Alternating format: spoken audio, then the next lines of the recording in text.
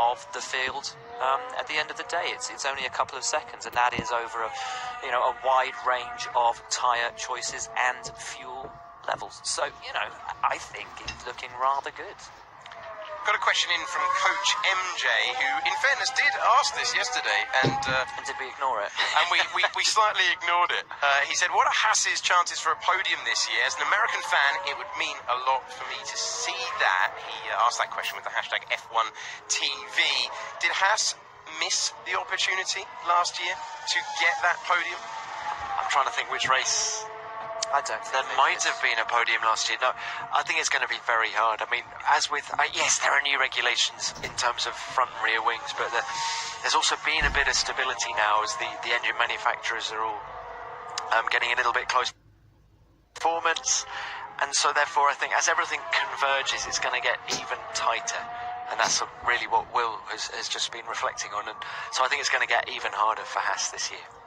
If to be honest, I think they might have had a better chance last year than this year. I think they were running fourth, I think, in Australia when they had the pit stops. Well, yeah, they were ahead of Verstappen, who made his little mistake when they had that error. I mean, as is always the case with the sort of midfield to lower end teams, you've got to strike early, I think, because I think the development race is going to be something spectacular this year, so you've got to be out there ready to go and try and get those early points in Melbourne, Bahrain, and that's why it's going to hurt Williams so much, doing this lack of running. They're undercooked, and they will be when we go into Melbourne. Chris Medland reporting on the old social medias that he was walking past the Williams garage and they have just fired up. So that's a good sign, at least, that the engine's fired up. Whether there's a car attached to it yet, we're not sure, but at least the engine's working. Another question in. Mesmer asks, what do you guys make of Ferrari's announcement to prioritise Vettel? We spoke about that in the last couple of days. To move that on a little bit further, Vettel responding to that by saying that Charles Leclerc is a real rival for this championship, and almost unpicking the comment of his team principal. I think he quite rightly sees him as a threat. I think it was probably a throwaway comment that we're poring over quite a lot, because it seemed unnecessary to state what we take to be obvious, and is it applying pressure to Seb or not, all that. I think it was unnecessary, really, that comment. But as you say, Seb's recognised it, said, yeah, look, I'm not expecting Charles to come here and make up the numbers. I'm expecting him to be pushing me and pushing for podiums and wins and potentially the title, and I think it's what we all want to see. You want to see two Ferrari drivers mixing it up and going for it. I think if the status quo is among the drivers as it was last year, where Hamilton is lucky is that he's that much faster than Bottas, so Bottas isn't really taking points away from him. Yes. Whereas I think there's a huge danger that Leclerc will do that for Vettel. So in a way, the management at Ferrari need to work out, are they going to prioritise the Drivers' Championship or the Constructors' Championship? If it's the Drivers' Championship, then maybe, as Binotto was saying, you favour Vettel.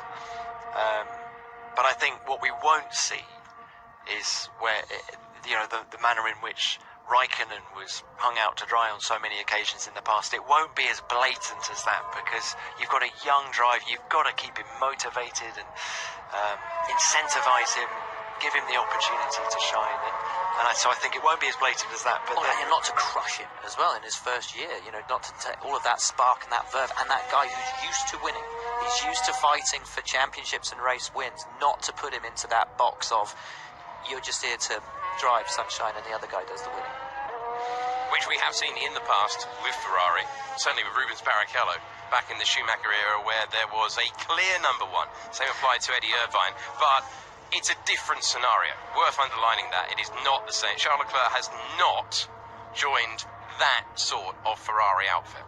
Yeah, I mean, I remember David Coulthard telling me that he was offered the Ferrari drive, the drive that Irvine eventually took. Ooh, is that in your podcast? Yeah. Oh. And he was spoilers. He was offered that drive. Was he? But there was a definite number 2 clause in the contract, and he said, back then I was young and hungry and couldn't accept that.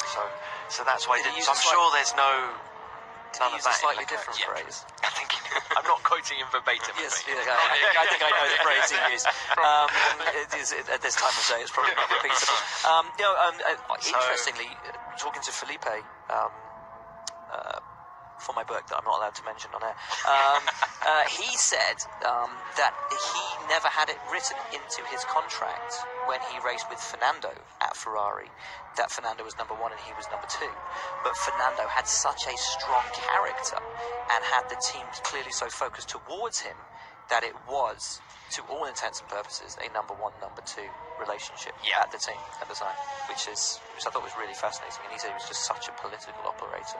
You just couldn't get around it. Felipe Massa, of course, left Ferrari, went to Williams, and Rosanna Tennant is standing by, where I think we... Has she left Ferrari and gone to Williams? Oh, Rosanna is not there. I was hearing that Rosanna is standing by. I think she is by Williams, where they are firing up the car. There we go. It's the pit lane, which during testing is a little more testing, funnily enough, because we don't have an access in the middle of the paddock. But I can tell you there are sounds coming from the Williams Racing, or Rocket Williams Racing team at the moment. So it's sounding promising. I will give you a bit more of an update in a moment when I've reacquainted myself with the cameraman and the pit lane. Thank you, Rosanna. Okay, that's an encouraging sign for what has been a pretty difficult week so far for Williams. Back now on track, Max Verstappen banging the laps in once again. He's got 11 so far, set a personal best in the first sector of this lap.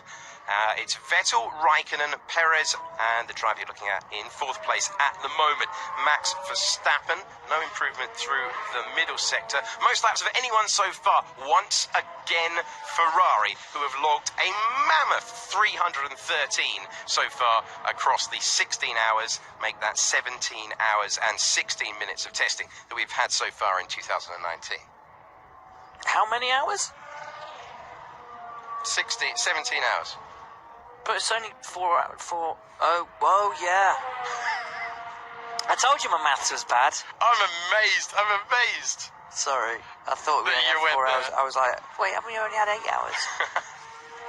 Feels like a while up here. It's great to have your company on F1 It's how many hours we're commentating. That's it. Got a newfound respect for the broadcasters that do Le Mans after heavens! After doing the amount of commentary that we've had, and it's great to have your company for it as Verstappen continues to circulate. And of course, we're spreading the workload over a few days from this Monday to Thursday test. Once again, the 51 of Pietro Fittipaldi about to come out. Have they changed the regulation over reserve driver numbers? Because you used to have a 5 or a 6, I think it was, at the end of the number. A bit like, when you registration number that's halfway through the year, you have to have the 5 on it. In the UK, I don't know. Anyway, the reserve drivers, you have to have like 45, 35, 25. But 51's, I wonder why you picked 51. Do we know? No. Answers on a postcard. No. Do you know, Tom? No. Kill. If you know. Hence I was leaving you to Hashtag F1 TV as Fittipaldi comes back out. Very shiny tyres. A slightly different manufacture process for Pirelli this year. Yes, that's been one of the, well, I'm not going to say talking points, but it's certainly been mentioned this week that Pirelli's tyres are a bit shinier. Max, and that's that conversation getting out of the way. You can join the conversation. Hashtag F1 TV. And so Ferrari looking strong again. No sign of McLaren. Yeah, that is slightly worrying, isn't it? And they've had a great couple of days, if you contrast it to the last few years. They have. First time in limited running testing on day 1 that they got over 100 laps, and then they added another 100 plus 100 laps with Lando Norris yesterday.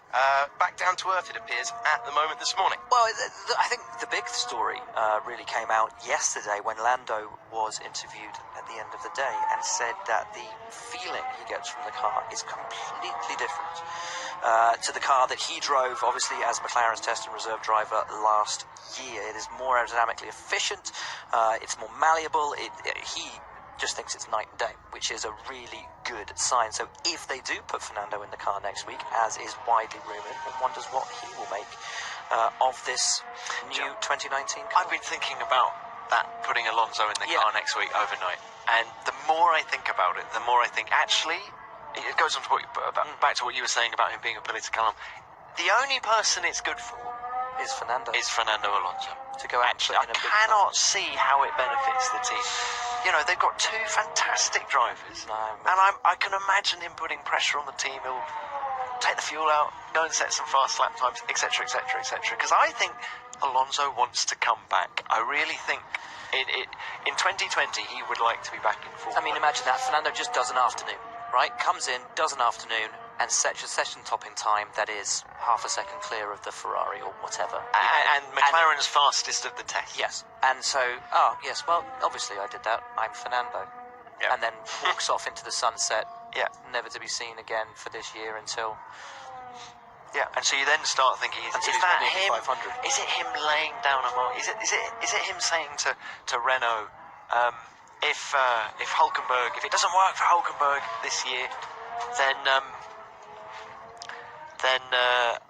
you know, he's the man to go alongside Daniel Ricciardo. I mean, 2020. It's an interesting one, isn't it? It really is fascinating, and also fascinating, we hope, will be the insight to Formula One, brought by Mr. Graham Watson, who's here, team manager down at Toro Rosso. Hello, sir. Hello, Will. How are you? I'm really good. Good to see you. Thanks for popping up and seeing us. How's testing going? Very well, actually. Obviously, day one, like normal, with a brand new car, is always a little bit bumpy. And operationally, it's like first day back at school for everybody, so you're always going to get through those bits and pieces. But no, it's been okay. It's been very interesting with Alexander yesterday, actually. Very good day. You know, considering he did 11 laps around Misano a week ago, I think he acquitted himself very well.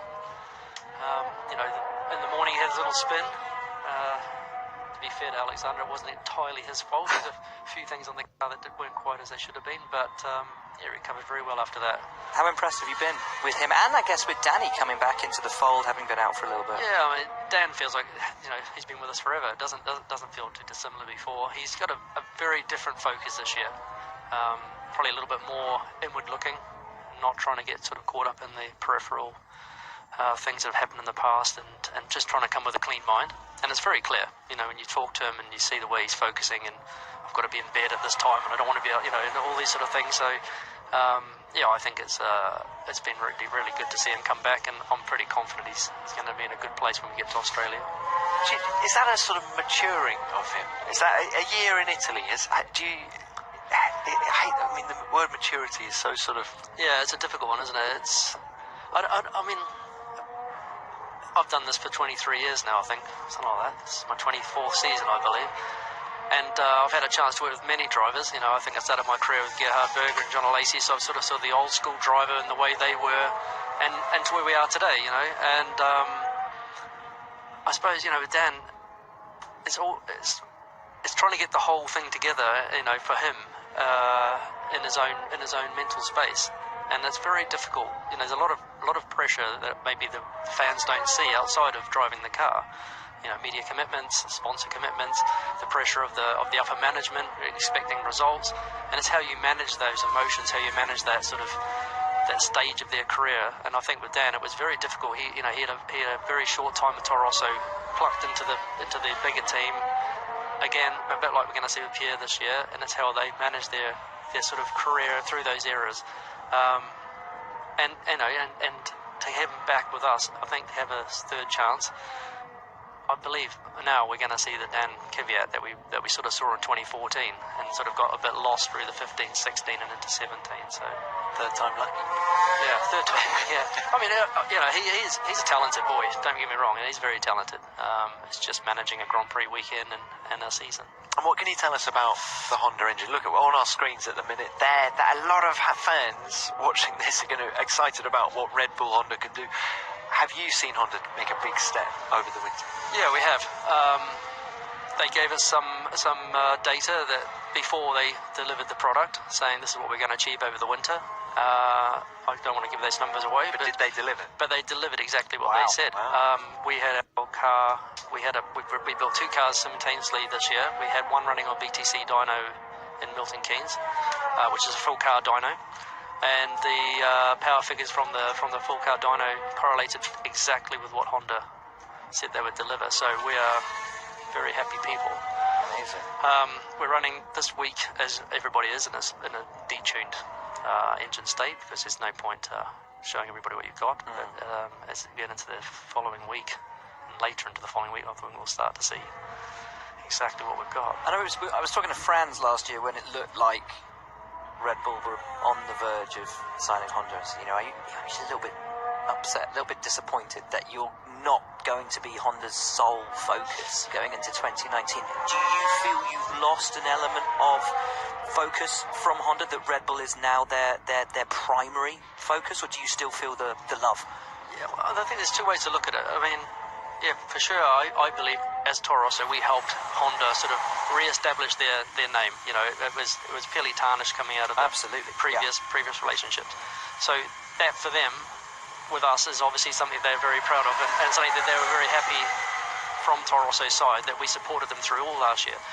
And to be fair, they turned up with a product that was a fairly good product last year, and improved through the season. And I think at the end of the season was actually in a very good place.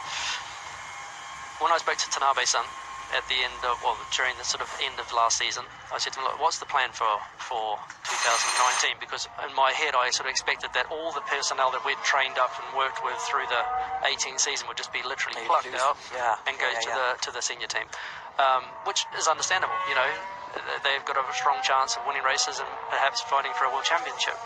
But he was very adamant at that point. Nope, it's not going to happen, Graham. There's going to be a 50% split. You're going to end up with 50% of the people you've got now, and they'll end up with 50%, and we'll decide in the background who goes where. And they've delivered exactly on that promise. I've seen Tanabe actually over the last 2 days quite often popping into the garage. He even came over on the pit wall yesterday, because we had him on the pit wall last year. So he clearly still feels part of the family and wants to maintain that relationship. On the other hand, having Red Bull as now the second user, it can only help Toro Rosso.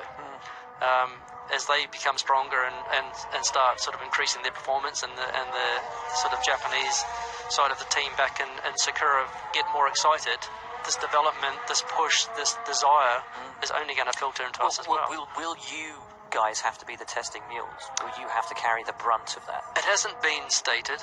Tanabe did make a press release recently saying that both teams would have equal equipment, but I think we're prepared and happy to do that if it comes to the point where they say, look, we've got a new power unit, we're pretty confident this is the way to go forward, but how about we slide it down there first, and then we, you know, make sure it's all safe. And then when you end up on the podium, they slide it into the and be like, oh, goodness, we should have gone down the team as well. Graham, I love the way you said Honda are delivering on their promises, because I felt that was one of the reasons the relationship with McLaren broke down, is that McLaren felt that they just didn't deliver on their promises. So yeah, it's obviously something is really working in Sakura now. Absolutely, yeah. There seemed to be definitely a unified way of working now in Sakura. You know, I think some of the groundwork was already laid by Hasegawa-san, the previous chief before Tanabe took over. Yeah, last year, you know, they genuinely said to us, well, we're going to bring you 2 tents, you know, and we'd rock up and we had the 2 tents. So it was, I think the process and the procedure and the sort of the way, the working ethos in the background had improved quite a lot through the McLaren era. And then working with us with a little bit more freedom, a little bit more less restriction on maybe, you know, layout of power unit, they've managed to get to the level where they want to be at. So, no, it's been really good, really good. Pierre obviously was a big piece in the puzzle and had a very good relationship with Honda going back to Super Formula. How, maybe not disappointing because you've got 2 very talented drivers in your car this year, but what kind of a loss will he be, and what kind of a gain will he be for Red Bull? How much do you think he'll push Max this year? Well, I don't know, Pierre's a very, I don't know, he's one of these drivers who I sort of feel like he's never quite been given the kudos he deserved. Which is, you know, I agree. And for sure, when he went to Japan, he felt quite aggrieved because he felt that should have been his year and into the Toro. So when he arrived to us, for sure, he was very good, you know, and he proved it in Bahrain. You know.